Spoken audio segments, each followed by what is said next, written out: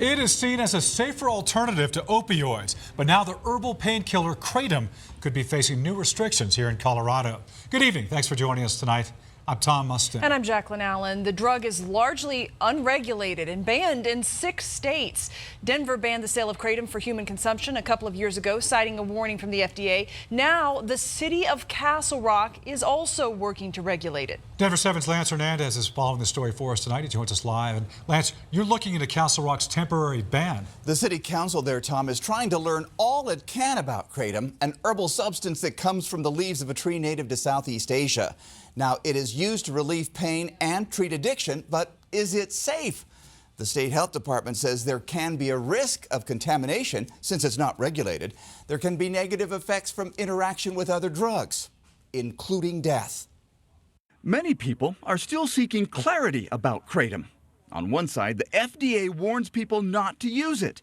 Last week, it issued a warning that lab tests of 30 Kratom products found significant levels of lead and nickel at concentrations that exceed safe exposure. If they did find heavy metals in the product, good for them. They're actually doing their job. Rick Clifford owns Kratom by Mile High Botanicals.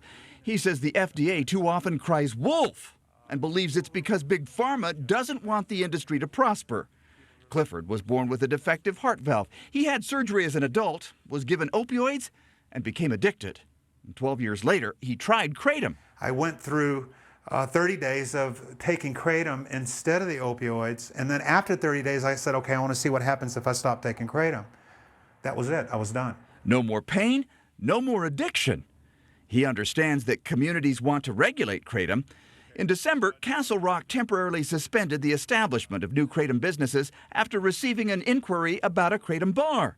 Councilman Jason Bauer said he can't understand using Kratom socially. If I were to get in a snowboarding accident and be prescribed Oxycontin, I'm not going to go to a bar and be like, hey guys, let's do some Oxycontin together and hang out and have a good time. It's just not acceptable. Denver placed restrictions on the sale of Kratom in 2017. The rule is it must be labeled not for human consumption. We put a warning on every bag. Now, Rick Clifford says the industry has been asking the FDA for years to implement manufacturing guidelines. He says they don't want anyone to get sick from salmonella poisoning or E. coli. Now, while it is legal to possess Kratom in Colorado, the FDA has not approved it for use as a drug, food ingredient, or dietary supplement.